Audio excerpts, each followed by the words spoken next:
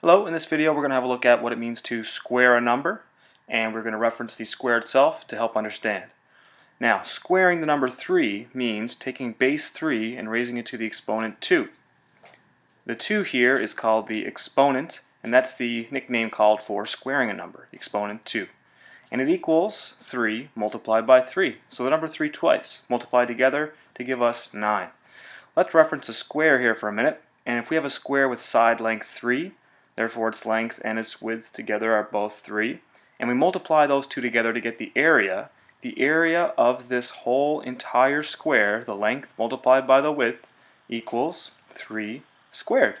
Because that is 3 times 3, length times width. And if this was centimeters, we'd have 9 centimeters squared for our area. Now let's have a look at 1 squared, 2 squared, 3 squared. So these could all be squares with side length 1, 2, 3. And in each case, squaring a number is just multiplying it by itself. 1 squared is 1 times 1 equals 1. 2 squared is 2 times 2 equals 4. 3 squared is 3 times 3 equals 9. 4 squared, you guessed it, 4 times 4 equals 16. And so on. In each case, you think about this as a square, the side length of 1, 2, 3, 4, 5, 6, etc., and the area being 1, 4, 9, etc. Now we can square decimals, fractions, just the same way. It's just a number multiplied by itself.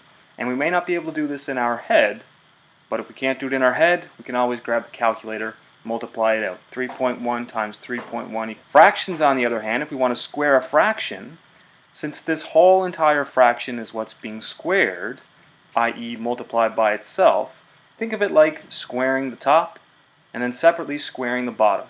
So on top we've got 3 squared, which is 9, and on the bottom we got 9 squared, which is 9 times 9 equals 81. Now this fraction, of course, can be reduced, dividing the top and the bottom by the same number, a common factor of 9, and we get 1/9. Square root, on the other hand, is a little bit different.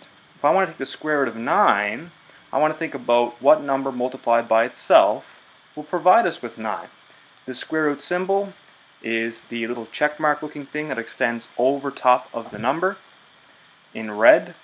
And as I said, thinking about a number multiplied by itself that'll give you 9, there should only be one answer. And thinking back to squaring a number, you may recall that 3 squared, 3 times 3, gives us 9. So therefore, we can conclude that the square root of 9 is just 3. Not 3 times 3, but just 3.